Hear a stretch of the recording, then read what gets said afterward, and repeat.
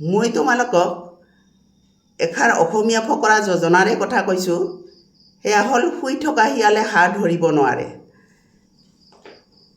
সকলোৱে জানে শিয়ালৰ প্ৰিয় খাদ্য হ'ল হাঁহ কুকুৰা। গতিকে এই হাঁহ কুকুৰাটো শিয়ালৰ মুখলৈ আপনা আপুনি নাযায়।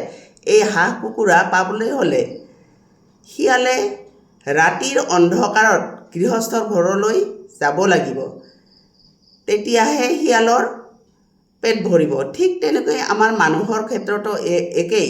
আমি জীৱনত সুখ ভোগ কৰিবলৈ হ'লে আমি দৈনন্দিন এলাহক প্ৰশ্ৰয় নিদি আমি দৈনন্দিন বা নিত্য প্ৰয়োজনীয় কামখিনি কৰিবই লাগিব। তেতিয়াহে আমি এটা সময়ত সুখৰ মুখ দেখিব পাম।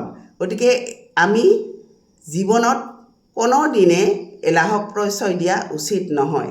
অন্যথা শুই থকা শিয়ালে যেনেকৈ হাঁহ কুকুৰাৰ মুখ দেখা নাপায়, ঠিক তেনেকৈ মানুহেও এলাহক প্ৰশ্ৰয় দিলে সুখৰ মুখ